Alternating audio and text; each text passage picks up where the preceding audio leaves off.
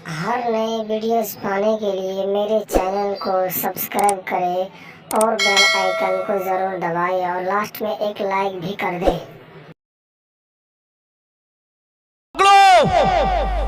मोहम्मद को मदीने से निकाल दो, चलो। अल्लाह के नबी को नहीं मालूम, अब्दुल्ला इब्ने उबई के बेटे ने ये जुमले सुन लिए। जंग की हालत थी, सहाबा जंग में मसरूफ रहे, नबी जंग जीत गए, सब खुशी खुशी अपने घर जाने लगे। अब्दुल्ला इब्ने उबई ने समझा कि अब मेरा बुरा हाल होगा, मोहम्मद को जिब्रील बता देंगे और मोहम्मद रसूलुल्लाह मेरे कत्ल का हुक्म नाफिज फरमा देंगे, इसलिए भाग चलो, मदीना छोड़ के मैं ही भाग जाऊं मक्का। वो भागने लगा, अब्दुल्ला इब्ने उबई भाग रहा है, उसका बेटा उसके पीछे पीछे भाग रहा है। और जैसे ही मक्का के बॉर्डर पे कदम रखता है, बेटे ने अपनी तलवार बाप की गर्दन पर रख दी, चलाई नहीं, रख दी। रुक जाओ, कहां जा रहे हो? का बेटे मक्का जा रहा हूं। नहीं जा सकते। क्यों? मोहम्मद रसूलुल्लाह जब तक इजाजत ना दे दें तुम नहीं जा सकते। कहा बेटे मोहम्मद से ही तो बचकर भाग रहा हूं। कहा कि मैं तुम्हें खुद रसूलुल्लाह के पास लेकर जाऊंगा। तुमने मेरे नबी को गाली दी है, तुमने कहा सबसे बड़ा इज्जत वाला सबसे बड़े जलील को निकाल देगा, तुमने मेरे नबी को जलील कहा। बेटे तुम्हें मालूम है कि तुम्हारे नबी मेरे कत्ल का हुक्म दे देंगे। कहा मैं जानता हूं, फिर भी नबी जब तक इजाजत नहीं देंगे मैं नहीं जाने दूंगा।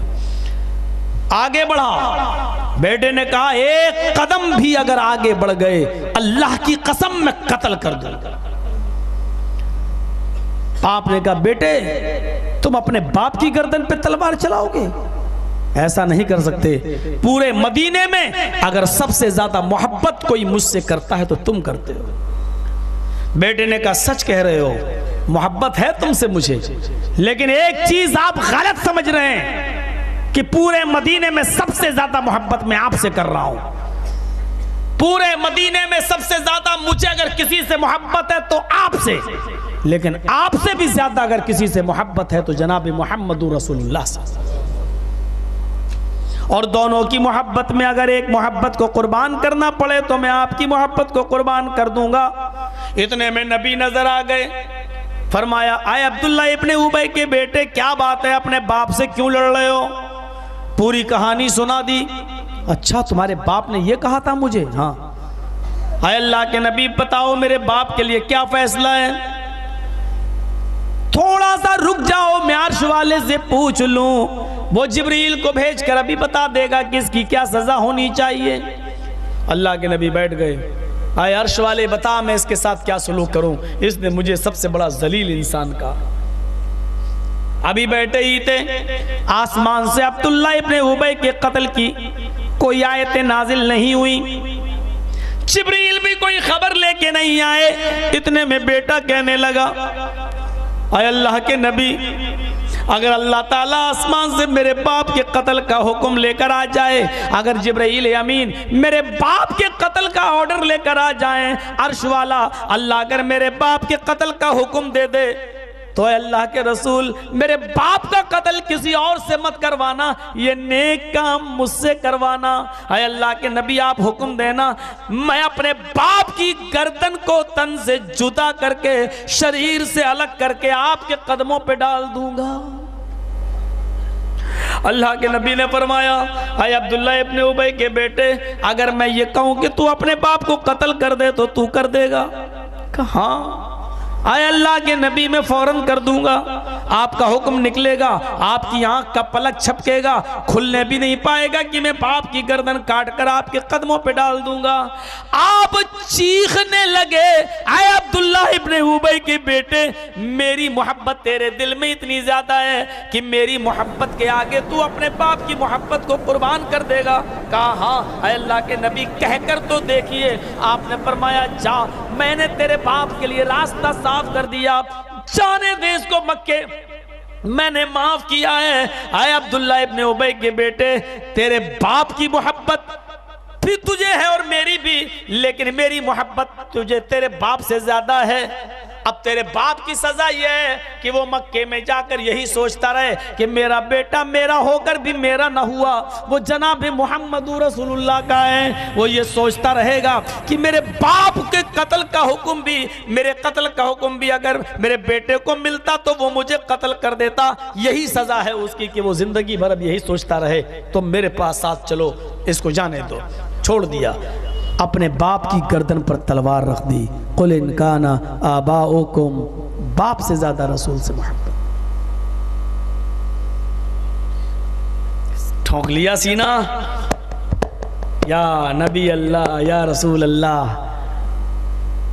हो गए जन्नतुल फिरदौस के मालिक, सीधे चले जाओगे अल्लाह के। अल्लाह भी हिसाब किताब नहीं लिखेगा। क्यों? खुदा के पड़े में वहदत के सिवा रखा ही क्या है, ले लेंगे मोहम्मद से जो कुछ लेना होगा। जिनकी कव्वालियों में जिनके अकीदे ये हों कि अल्लाह कुछ नहीं करता, जो कुछ करते मोहम्मद करते, अल्लाह के पड़े में वहदत के सिवा कुछ नहीं है, जो कुछ करते मोहम्मद करते, पावर उनके पास है। जिनका अकीदा ये है, रब्बे काबा की कसम, जर्जिस का फतवा ये है कि तू मुशरिक है, तख्ताए-दार पे लटका, सूली दे, फांसी दे, AK-47 चला मुझ पे, अपनी गर्दन कटाना गवारा है, लेकिन मोहम्मद को खुदा कहना गवारा नहीं है। इतना अकीदा रखूंगा मैं, अगर अल्लाह के बाद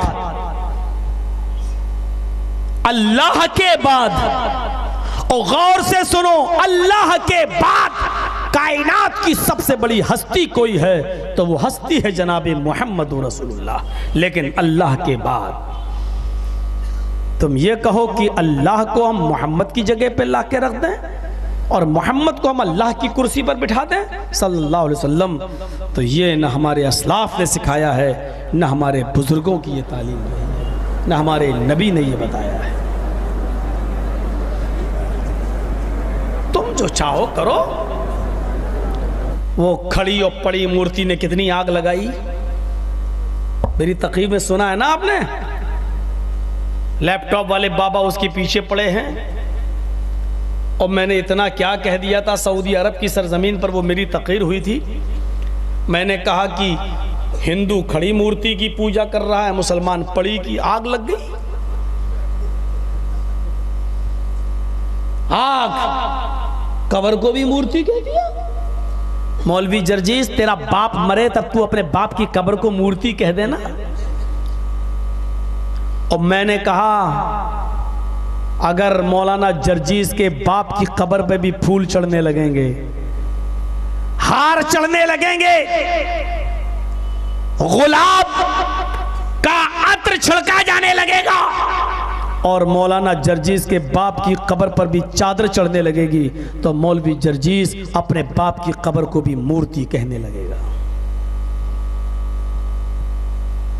वो कब्र भी मूर्ति है जिस पर चादरें चढ़े, वो कब्र भी मूर्ति है जिस पर फूल चढ़े, वो कब्र भी मूर्ति है जिस पर जाकर बेटा और बेटी मांगा जाए। और इसी के लिए अल्लाह के रसूल ने कहा था, अल्लाहुम्मा ला तजअल कब्री वस्नन युअबद, ऐ अल्लाह मेरी कब्र को बुत मत बना देना, अल्लाह मेरी कब्र को इबादत का घर मत बना देना। जैसे यहूद और ईसाई अपने नबी की कब्र पे सजदे करने लगे, ऐ अल्लाह मेरी कब्र को सजदा करने की जगह ना बना देना।